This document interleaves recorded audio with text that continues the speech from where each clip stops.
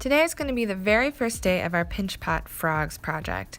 These examples are what your frog could look like at the end. Today though, we're just doing the very start, so it probably won't look like a frog until the next lesson. First step, anytime you're working with kiln-fired clay, is to wedge your clay. Press it and knead it, and don't forget to use the scraper if you need to get it off the table so that you work out all of the air bubbles and you really warm your clay up.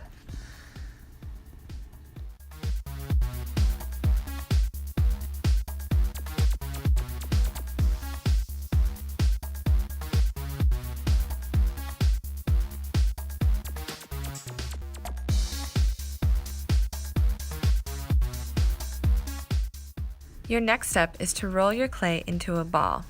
Don't worry, it doesn't have to be perfect. It's okay if it's a little bit rough, because we're not going to leave it as a ball for very long. Your next step is to press your thumbs into the center and make a little indent, and then you'll keep pinching and flattening out the sides with your thumbs and your fingers until you make a kind of a wide bowl. That bowl is eventually going to be your frog's mouth and head, so you'll want to keep flattening it and making it wider to try to decide what kind of shape you want it to be.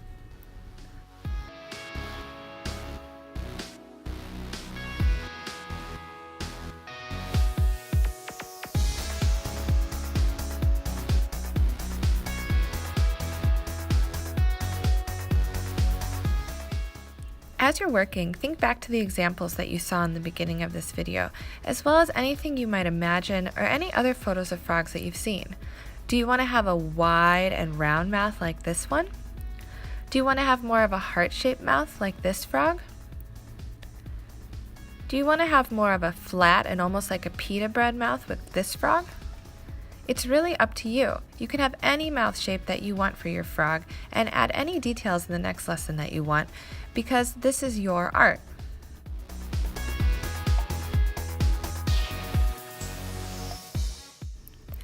At the end of the lesson, you will get a plastic bag and a Sharpie.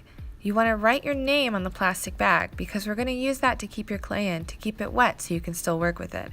If your clay dries out, you won't be able to add any of the details to your frog, and you'll be stuck with just the wide mouth. You want to very carefully and slowly put your pinch pot mouth into the bag. If you go too fast, you might accidentally crush it, and we also want to make sure that it doesn't get stuck down and stuck together.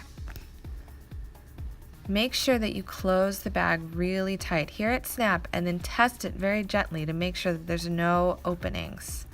Then very gently put it on the clay board. Put all of your clay tools back in the cups in the center of your table, and then you're going to start cleaning up your table. Just like we did last time, you want to put a little bit of water, not too much, on your table. Move it around with your hand to get all of the dried and leftover clay up. And then you will get a towel. You can use either a paper towel or a cloth towel, and the cloth towels actually probably work better with this much clay. And you want to make sure your table is totally clean and all the way dried off for the next class. Please don't leave any water on your table, and also check the floor to make sure there's no clay or water under there.